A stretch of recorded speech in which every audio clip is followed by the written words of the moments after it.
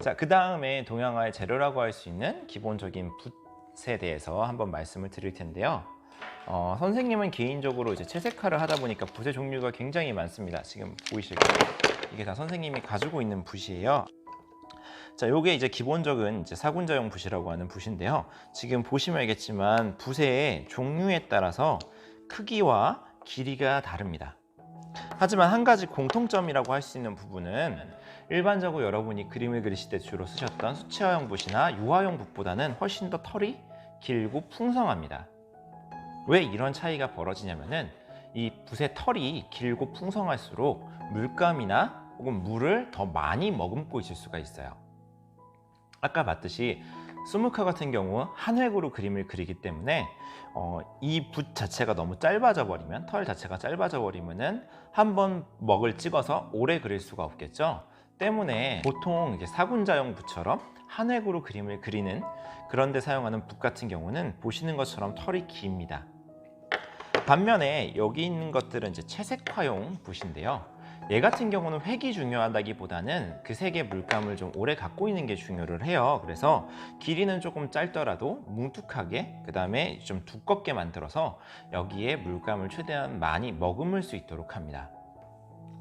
그리고 선생님 보시는 것처럼 이렇게 붓의 종류가 조금 많은 이유는 한 번에 한 가지 색을 칠하는 게 아니라 동시에 여러 가지 색을 칠하기 마련입니다. 그래서 매번 이 붓을 씻고 다시 이제 물감을 먹여서 이렇게 칠을 하는 것보다는 색깔마다 다양한 종류로 쓰는 게, 개인적으로 붓의 종류가 이렇게 있구나, 동양화에도 붓이 단순히 있는 게 아니라 여러 가지가 있구나라는 걸 알아두시면 좋을 것 같아요. 그다음에 얘 같은 경우는 세필붓이라 그래서 지금은 이제 물을 적시지 않아서 이렇게 퍼져 있는데, 적시면은 굉장히 얇고 길게 됩니다.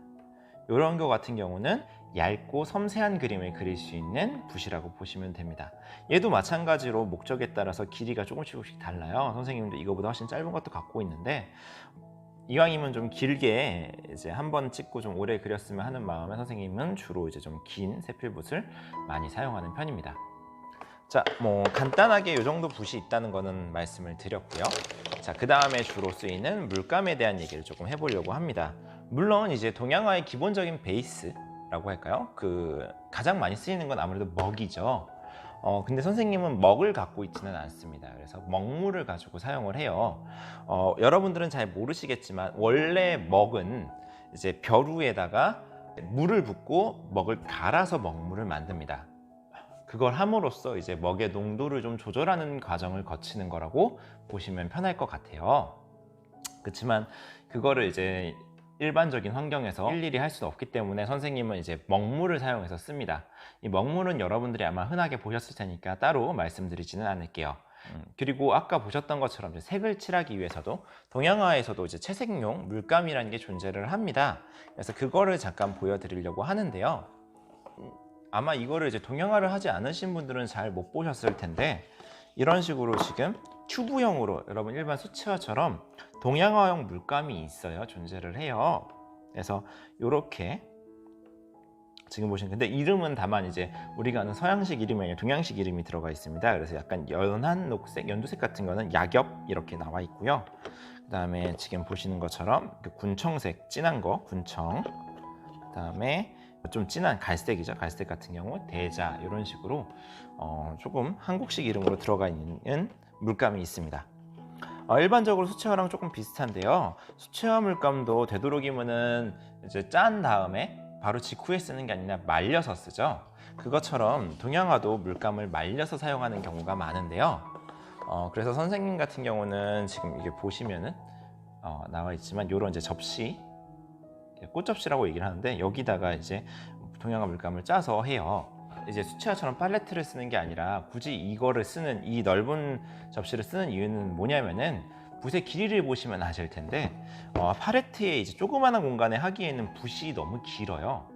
크기도 하고요. 그래서 조금 넓은 공간에 묻힐 수 있도록, 물을 담고 할 수 있도록 이렇게 이제 넓은 접시, 꽃접시를 사용합니다. 자, 그래서 아마 여기까지가 여러분들이 동양화를 조금 학교에서 할 수 있는 환경이라면 볼 수 있는 단계일 텐데요. 여기서 조금 더 나간 것들을 선생님이 일단은 보여드릴게요. 자, 아까 봤던 이제 접시 같이 이제 굳혀져 있는 물감을 우리가 안채라고, 다른 말로 안채라고 얘기를 합니다. 물론 특유형 물감이긴 합니다만 이제 접시 물감이라 그래서 안채라고 이야기를 해요. 근데 이제 지금 보이실까요? 참고로 이거는 이제 일본 거라서 좀 그렇긴 합니다만 어쨌거나, 자, 지금 보시는 것처럼 안채 물감을 이렇게 따로 파는 게 있습니다. 그래서 여기서는 아까 보셨던 것처럼 붓을 이용해서 여기다가 이제 이렇게 발라서 칠을 하겠죠. 그런 식으로 하는 이 안채 물감이 있습니다. 그래서 참고로 이 안채 물감도 회사마다 굉장히 메이커가 다양하고요. 색상도 굉장히 다양해요. 그래서 만약에 이제 동양화, 인사동에 가시면은 이런 동양화 재료들을 파는 곳이 있는데, 여기 그런 데 가시면은 안채 물감을 색깔별로 팔기도 합니다. 그래서 내가 쓰는 색깔로 원하는 대로 맞출 수가 있어요. 그 다음에 비슷한 색깔이긴 합니다만 조금 이제 판매되는 형식이 다른 걸로 이제 분채, 가루 물감이라는 게 존재를 합니다. 그래서 자, 지금 보시는 게 이제 이 가루 물감인데요. 약간 생긴 게 무슨 이제 시약병처럼 생겼죠. 그래서 이거는 이 자체로는 쓸 수가 없고요. 이거를 이제 접시나 이런 데다 이제 조금 부은 다음에 물에 개어서 사용을 합니다. 자, 그래서 이게 이제 분채라는 거, 가루 분자를 써서 분채라는 거, 이런 물감이 있구나 정도는 아시면 좋을 것 같아요. 더불어서 한 가지 더 말씀을 드리자면은, 아까 얘기했지만 저런 수묵화 같은 경우와 달리 이제 채색화 같은 경우는 여러 번 쌓아 올린다고 이야기를 했잖아요. 때문에 그냥 물감 갖고 칠을 하면은 당연히 얘도 조금씩 번지겠죠. 그거를 막기 위해서 악효라는 풀을 물에 좀 섞어서 씁니다. 물론 이렇게 끈적끈적할 정도로 섞어 쓰는 건 아니고요. 약간 이제 굳으면서 층을 만들 수 있게끔 얘를 조금 섞어서 써요. 그 악효라는 게 지금 보시면 요건데요. 원래 이제 악효 자체는 그 물고기 불에를 활용해서 만들었다고 합니다. 근데 선생님도 이거를 만드는 과정을 실제로 본 적이 없어서 어떻게 만드는지는 잘 모르겠네요. 그렇지만 요거는 지금 보시는 것처럼 이렇게 있는데, 지금 여름 같은 경우는 괜찮은데 얘가 겨울이 되면은 이게 약간 그 묵처럼 이렇게 굳어요. 그래서 따뜻하게 데펴서 사용을 하기도 합니다. 나중에 기회가 된다면은 저 악효를 사용해서 물감을 갠 것들 혹은 개는 과정도 한번 보여드리면 조금 재밌어 하시지 않을까 싶긴 하네요. 자, 오늘 이번 시간에는요, 특별히 뭐 여러분들에게 작품을 보여드린다거나 설명을 드리는 건 아니고요.